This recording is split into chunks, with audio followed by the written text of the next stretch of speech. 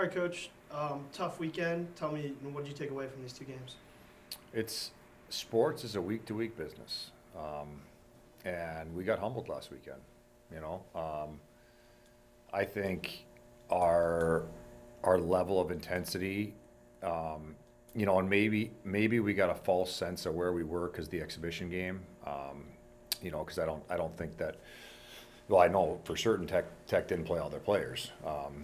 So you win the last game of the year probably, or the last game of the first half, probably the best game you played, and then you come back and you play well in an exhibition game, and probably we probably had a false sense of where we were. So very humbled and time to get back to work.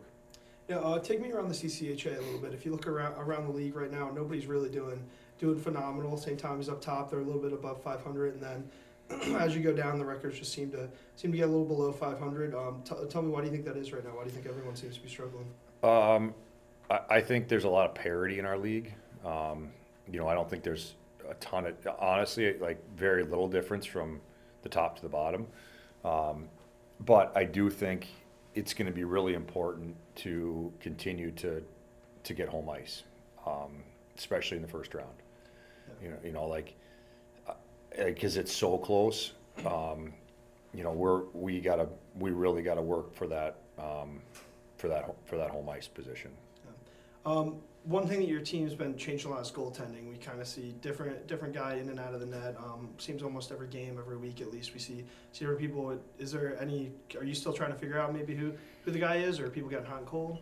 Well, I didn't think Benny played great on Friday. Charlie had started 7 games. He'd won 3 of them. 2 of them had been against Lake State, and he beat Lake State at Lake State in the playoffs a couple of years ago. So, yeah, I kind of, followed that. And it wasn't easy. I put a lot of thought into it, and do our goalies need to play better? Yes, they do. But so does the rest of our group. So, we're, like I said after the game on Friday, I said, I'd love to play the same 12 forwards and the same 6D and the same goalie every game the rest of the year. So it means you're playing well. Yeah. Tell me some of the negatives besides goaltending that you saw, and then tell me some of the positives you saw from this week. Yeah, and I don't want to say I'm not trying to put it on the. I'm not putting it on the goalie. Yeah, so. I phrased that weird. That's what I apologize for. I phrased it like that. Our special teams weren't very good. Our intensity wasn't where it needed to be. Our physicality wasn't where it needed to be. Hard to really find a lot of positives out of it. Maybe the only positive, it's over. And then, as you're heading into this weekend against top-ranked St. Thomas, a couple of big games coming up here, what do you think needs to change? What is the top thing on your mind that you're looking to kind of adjust as you head into this weekend? We got to be better on special teams for sure. When you watch teams, so there's nobody that watches more video than coaches. So, you're watching, you kind of see the whole league. You watch St. Thomas right now, they're playing with confidence. They're playing fast. They're physical. They're playing a very good brand of hockey, and we need to find a way to get ourselves back to playing Wildcat hockey, which is tough-nosed, in great condition, wave after wave after wave, some physicality to it. So that's been the focus of our practices this week.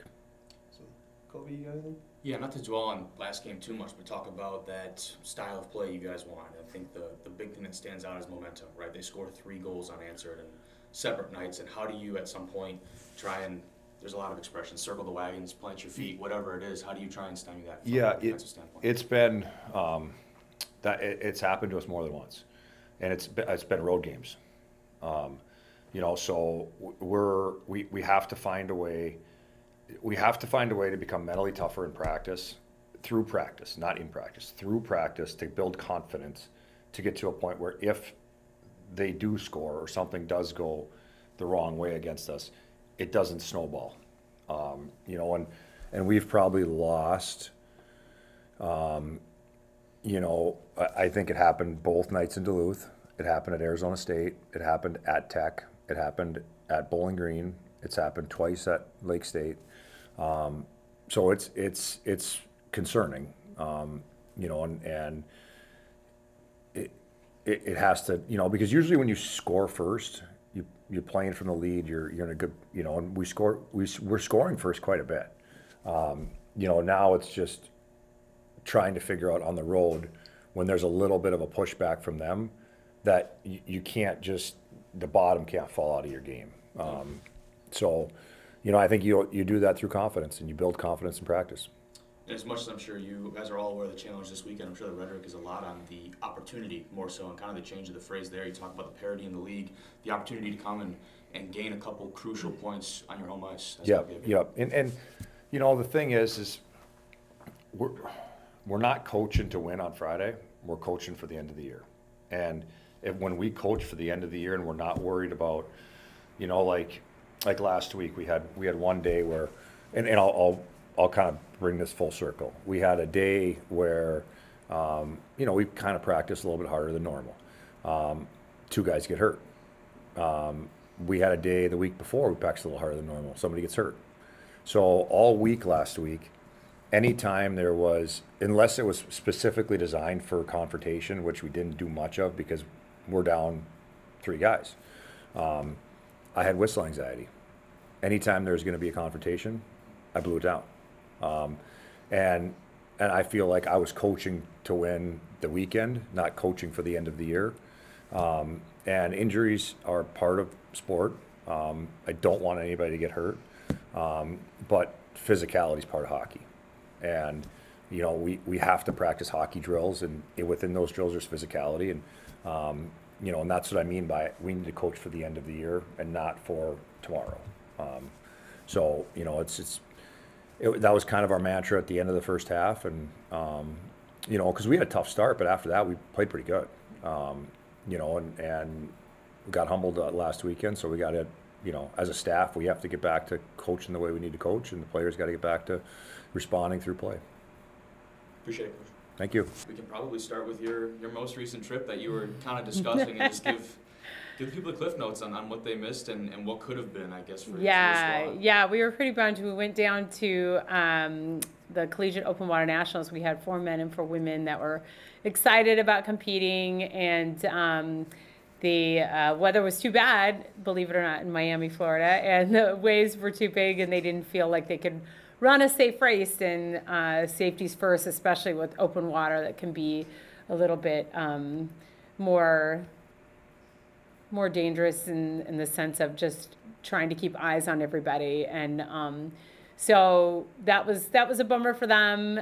Going into the winter break, we had a really great training trip, and they put in some good work, and I was really excited to see them race. And then we had another cancellation on Saturday due to the winter storm here. So that was another bummer. So I think they are really ready to go. We have UW Green Bay this weekend at our home pool, and yeah, we are 4 weeks out of conference, so I feel like it's a little crunch time last couple weeks to really put in some more yards and some more work before they start resting and going into the championships. So. Yeah, that was one thing. Look at your schedule. I mean, like you said, conference and all these, like, you know, the big time, I guess, performances, for a lack of a better term, coming up very soon. And now you miss back-to-back chances for these guys to go out and compete and get themselves some meaningful reps against what would have been really good competition. How do you think that'll affect the team and their mindset at all? I don't think it'll affect them too much. They're pretty good. You know, we race a lot in practice, so they're going to be ready to go. And like I said, we get to race this weekend. We get to race next weekend. The Michigan Tech Club team is actually coming up next weekend. So we have a couple more weekends to race and then getting rest. And we have a couple people that, you know, frankly, we got back from our training trip, and they were a little bit sick, and a few, you know, minor the tendonitis injury here and there that just needs some rest. So maybe it was good for them to just have the whole weekend off, and then we get back and get ready to go. So, absolutely. Yeah. Swimming, diving is one of those sports where you're competing as a team, but you're also competing very individually. Yes. With the cancellation of those races, how important has practice been to your team to get those, you know, intermeet kind of races going on, and as you're preparing for the GLIAC championship? Yeah, I know. I think that's really important. You know, they need to be, especially at this point, we kind of switch from I say we switch from doing like quantity to quality. Like everything we do is more important on the techniques and the finishes and starts, and we start giving more rest, but asking them to go faster and doing certain things. And our divers, for sure, at this point, are not learning a lot of new dives. They're fine picking, fine tuning those dives, getting ready to go. So hurts them a little bit because it would be divers have to make 2 qualifying scores to make it to the national championships. We have some people with like 1 score, and taking away that opportunity for another score that could have been last weekend. Hurts a little bit, but I'm confident that, we got a couple more meets and conference, and then hopefully a last chance meet if somebody needs it the weekend after to get that done. But yeah, practice is important for sure. Yeah, you mentioned Michigan Tech in 2 weeks. Obviously, that's a big, rivalry school. How excited are you guys for that opportunity? It's also senior day. It's fun. It's not, it's not as much rivalry for us because they don't have it, and they don't have a full team. It's like a club team, so it's kind of fun for us, for them to come down and get another meet in, maybe somewhere that's closer to them.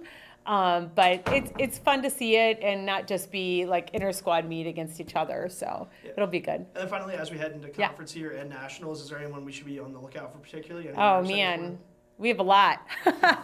We have a lot. One thing, I always look at Leo Knowles. He's looking really good right now. I think he has already punched his ticket to nationals, and he will actually swim our conference meet and go straight from conference to the World Championships in Doha. So excited for him. He's got a crazy, hope he gets all his studies done and ready to go, but that'll be good for him. But we have some great freshmen looking forward to on the men's side. Gabe Falcone, I'm excited for him. We have a transfer, Wyatt Dickman, that I think will be right away helping out. And then on the women's side, a couple of freshmen, Annika Wright and Annika Geyer, are going to be right in there. And then also we have some returning seniors at fifth-year senior, like Chell and Erica Skapushis, that are going to be definitely contributing. But there's a lot of people, and the fun part about, coming off this training and then resting, you might get some surprises. We had a guy that, you have to pick so many that can be on your scoring team. And then we had a guy that last year really just started every weekend getting better and better and better. But he swam exhibition at conference and then went so fast he made our national team. So anything can happen. That's the fun part about it. Thank you, Coach. Yeah, thank you. So taking back to last Thursday, Michaela Kuhn sets the all-time score record. Take me through what that's like for you to see as a coach, for the team to kind of experience that with her, and then if you can give any, maybe from her perspective, what it was like. Yeah, no, I mean, obviously it was an awesome night. We were kind of waiting for it to happen, for a little bit here, but for a player who you can coach and be a part of something with their journey and how hard work she puts in and how much that she just contributes in so many different ways. It's just really cool to see. And obviously her teammates were super excited for her. They were jumping up and down, and they were kind of waiting for it as well. So it was a lot of hype, and we're very happy. We're happy for Jo and for everything that she's accomplished, and it's been a really good season, but we're excited for what she's going to do here going forward as well. Yeah, well, from a team perspective, you got the win on Thursday. Weren't able to get the win on Saturday. Take me through those 2 games, maybe some takeaways you had from them. Yeah, on Thursday, Lake Superior State, I mean, it's a GLIAC opponent, and you got to be ready to go every single time. And we came out a little bit tight and a little bit slow to start that game. But I think once she hit her mark and everybody kind of relaxed a little bit, they were happy for Jo. But then you could just see everybody just kind of whoo, and then it just started flowing from there, which was really fun. And then on Saturday, obviously Ferris State's a very good team. That's why they're ranked in the top in the country. You had to play a really, really clean game and a really well-executed game. And we did at times, but then there's a couple times where they beat us down in transition, and they got a couple easy ones where we got a couple easy ones and we didn't finish. So you got to finish those plays, and you got to make it count for full 40 minutes. You can't take a play off, because then a good team will come and get you. Yeah. Looking forward, you're heading into a lot of GLIAC play coming up. Oh, yeah. I believe it's Purdue Northwest and then Parkside. Tell me, what are you looking for in these games? How do you feel about the opponents and the matchups? Yeah, I mean, we're heading back down in GLIAC play, and we're on the road again starting tomorrow. We're heading down to Purdue Northwest. Again, they've been right in a lot of games. They're a scary team. They got a post player who's really good. They got one of their top guards in the league as plays for them. So we got to do a good job on the defensive end, holding both of those, and then we got to execute on the offensive end. We got to hit shots, and again, you got to really kind of clean up what we were doing. We had a couple more turnovers than I'd like to on Saturday too, where if we can clean up that play, that would be good. And then Parkside, it's always a tough battle between us and Parkside every year, and it's kind of nice because we have a lot of our athletes are from Wisconsin, so it's kind of going back home. It's kind of like a home game for us. We get a lot of fans there, but they're not easy. I mean, they beat Ferris and they beat Duluth and they beat some teams that we played that we did not. So it's going to be a challenge for us, but it's always exciting when you get to go on the road and play two really good opponents. 6 games into the conference schedule now, and you've seen the 2 top dogs, no pun intended there. But now looking back on that, and still a lot to go, but you can at least kind of sit back and reflect a little bit on it. What are your takeaways from seeing the best competition in the league now and how you guys stack up? Yeah, I'm excited because I think we gained confidence by playing both of those, and obviously our non-conference schedule helps us prepare for that. But I think our team kind of understood, like, hey, we can play with the best people in our league.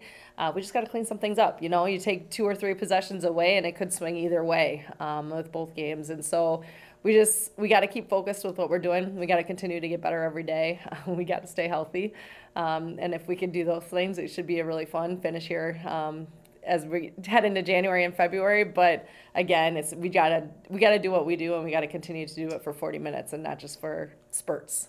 And on the healthy note, I didn't see it. I was driving over. I heard it on the radio about a certain knock to the nose. What's the status with Mackenzie? She'll be back. She's going to the doctor today. We'll find out more. Okay. Cross your fingers. We hope for the best. Don't know yet. Yeah. Awesome, all good. Good? Yeah. All set, Coach. Thank you. Cool. Appreciate it. Thanks. Coach. Let's just jump right into it. Max Weisbrod, tell me about his weekend. How, what's that like for you as a coach to see a player really step up like that? And not one, you thought you couldn't top the first one, and then he goes and does it again. Yeah. I mean, unbelievable. He, I think it's good for him in particular because he missed a couple of those shots earlier in the year. I mean, Duluth and Moorhead, who, were both top 10 teams in the country at the time. He had game-winning looks in both those games. He kind of brought us back in both those games to give us a chance to win it, and he missed the shot you remember. And, I told him he's going to have plenty of chances and keep working and all the kind of old cliche stuff you say, but, you never know when and if those moments are going to come. Are they going to happen this year, next year? When in his career is that going to happen again? And so to have it 2 games in a row where he made, again, all the shots to get it back close against Lake State, and then, hits the game winner, and then to the next night follow it up with the game clincher, again, after making all the big plays down the stretch. It's pretty cool, and we knew how good he was. We knew how special he was as a player, but I think this weekend really, kind of was that weekend that we'd all been waiting for. Yeah, and obviously, he's walks away a star from those 2. But as you've been saying all season, this team finds a way to win. They put themselves in position. Every player kind of builds into that. Tell me a little about what you saw from other players on the court and from the team overall in these 2, big wins. Yeah. I think that's the best part about this team versus, any other team I've had, and really I think even the other teams in the league. If you kind of look how we're constructed, is there's, 5 guys pretty much averaging double figures. Riley, who's a true freshman, has been kind of a 6th guy. Sam Privet's not far behind. So you have the 5 starters who've been together a long time, played a lot of minutes together. And then, Riley's really becoming part of that group.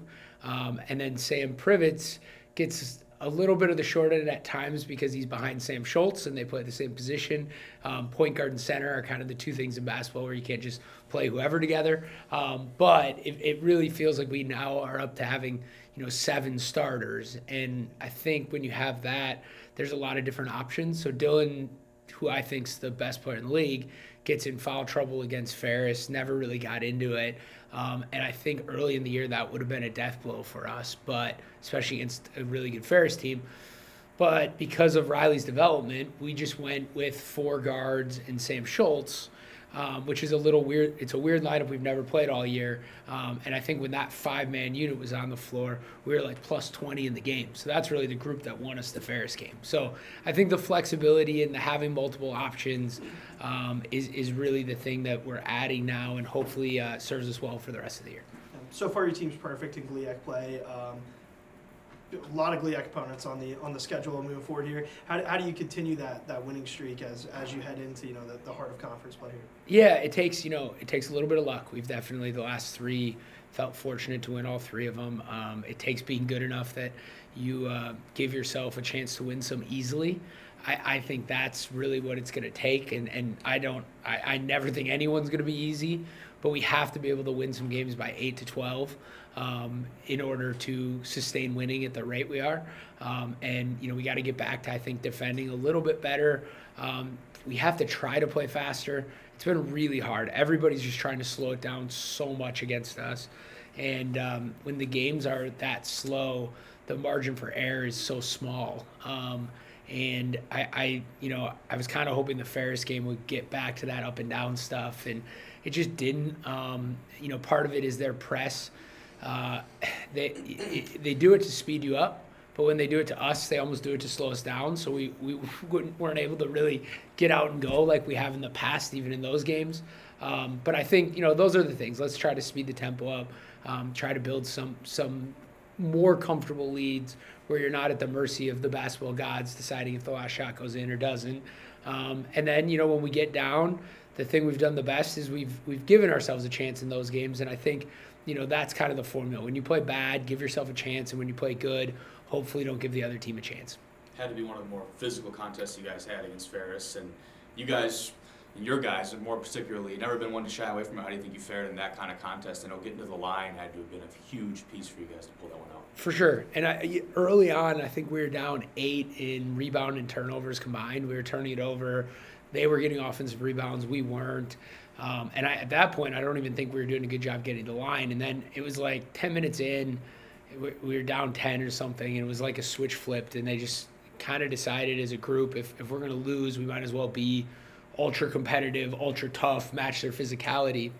And I thought once we did that, the game definitely shifted, and it got us back in the game. And we didn't play perfect, but I thought our toughness and our effort was pretty much perfect the last 30 after being a little shaky the first 10. And honestly, it was pretty shaky on Thursday. I didn't think we were very tough or physical really for the first time all year on Thursday, and I felt like that led into Saturday.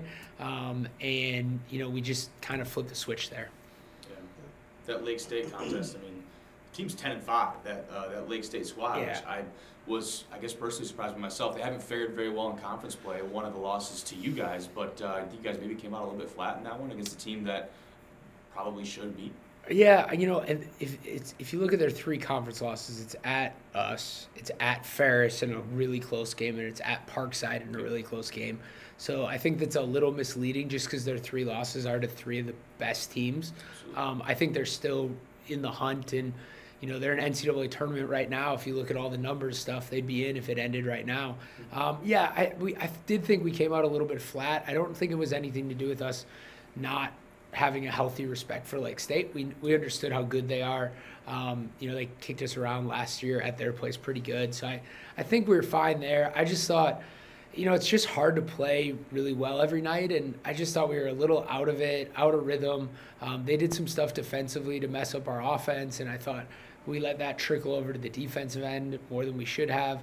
And I just never felt like we had that mean toughness, and we had 0 offensive rebounds in the game. I mean, they deserved to win that game based on how it was played. And we've had a lot of games where we've deserved to win and lost. That's part of basketball, is sometimes when the shooting game has very little to do with the basketball game, and we won the shooting game at the end. We made shots and they missed shots, but I do think they probably deserve to win the course of the basketball game with their toughness and effort. And that's another goal of ours, is let's not let that happen again. Even if we lose, let's not lose in that manner. Looking forward here now, hitting the road, taking on Purdue Northwest and then Parkside. Tell me about these 2 games. What are you looking for from your team, and what are you looking to see out of the other teams? Yeah, so Purdue Northwest is first. They you know, again, kind of one of those record things. Their record isn't great right now in conference play, but they had a really good non-conference, and then 2 of their wins are against Parkside at home and Ferris at home. So if we're trying to extend the gap, let's say, from Ferris, and just use that as a hypothetical, Ferris had lost there, so winning this one would gain us a game on them. So I think in that way, it's a huge game. They're one of those teams at home. They play a lot better. Their offense is pretty high-powered. They have a lot of talent. Defensively, they pressure you, which has given us trouble in the past. And then Parkside, you know, it's the only gym we haven't won in. We're 0-3 there, and obviously they won the conference championship last year. I still think they're, you know, right in the hunt with everyone else. Have a couple losses, but everybody has a couple losses. So I think, you know, a really tough weekend, tough road trip, I always feel like. And the key for us is, can we, every time you get a little bit of good fortune, can you capitalize on it? And I feel like this weekend, you know, if we can go 2-0, man, we're in a great spot. If we go 1-1, we're still in a pretty good spot because we've had some good wins before this, and a split on the road isn't the end of the world. But if we go 0-2, we're kind of giving back what we've already kind of gained. So I think it's a huge weekend. I think our guys are good. I was worried they'd be too happy because there's, you know, a lot of praise, a lot of good things. But I think they realize that if we would have won by 20 both games, they probably should feel pretty good. But this way, we're a couple bounces away from losing our last 3. And I think you got to be respectful of that and very appreciative, and give credit to Max for making those plays. But at the same time, we know that the margins right now aren't big enough to sustain it. Absolutely. Last thing I had for you, Brian gives us all a little bit of a lot of a scare. Yeah. Goes down and grabs the knee in that one. He would return and hopefully feeling better. I just wanted to ask an update on him. Yeah, he's great. He's fine. He you know, bounced right back, finished the game. I thought he was looking as healthy as he's looked in probably over a year early in that game. You know, that knee's been consistently a problem now for multiple years, and I think anytime he feels anything on it, like we all would, he assumes the worst. I think I assume the worst. So when that happens and he's okay, you know, my hope is that, you know, him and really all of us can just be appreciative, be thankful that it wasn't anything more, and hopefully maybe that's like gives him a little bit more confidence, actually, knowing that, yeah, I did take a pretty hard spill. It did hurt a little bit in my knee area, but it's not going to every time have to re-injure like it had, because he's really just had bad luck. It's not something that in theory should keep being a problem. It's just been he's been really unlucky. So maybe this was something he had to get through, maybe to get to the other side. Yeah. And then one last thing for me, I want to touch on something you said a moment ago about how you were happy that your team isn't, you know, too. I'm going to phrase this, but I don't want you to take the wrong way. Yeah. They aren't too celebrated of the wins that you had recently. They're happy about them, but they're not getting arrogant almost in them.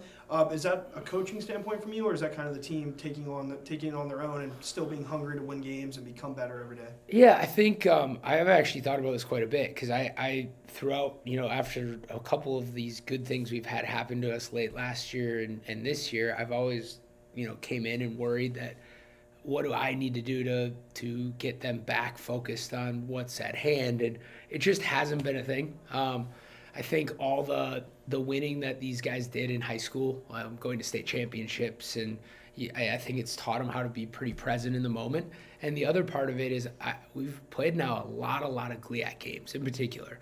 It was harder in the non-conference stuff, to be honest, but in the GLIAC, they've just played all these teams so many times. So Thursday we played Purdue. Well, Purdue was up 15 on us both games last year. We might have won them, but they're up 15 on us both games.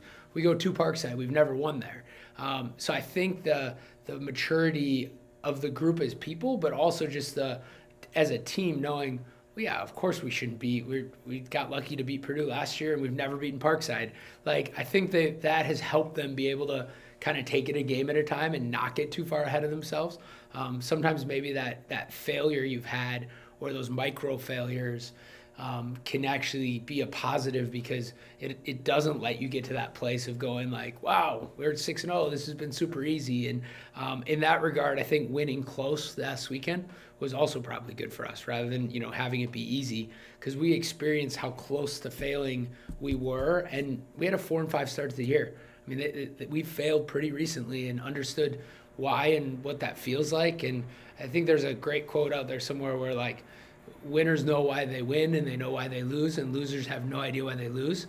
I felt like when we were losing, we knew why we were losing, and we also know right now why we could go back to losing, and we're trying our hardest to avoid that. Thanks, Coach. Yeah, awesome. Thank you. We had our first indoor meet December before the break, and it went well. And then they all were home for like 3 weeks, and we had practice. We've had practice the past week and a half getting ready, and now we start on the road starting this weekend, UW Parkside. Now we next 6 weekends in a row. Lake Michigan Open, right? Yes, correct. So, yep. What's the turnout going to be like? What kind of clientele, I guess you could say, team-wise, you're going to expect to see down there? Yeah, it's going to be a pretty small meet. So UW Parkside and a couple of D3 Wisconsin schools. So it'll be a good start back to kind of just test everybody out, see where we're at now, and then continue to prepare for the GLIAC championships. It's interesting to see how all the different sports approach the break, and is it just 3 weeks off? Is it a week here and then basketball come back and play? It's very interesting to see how that all goes.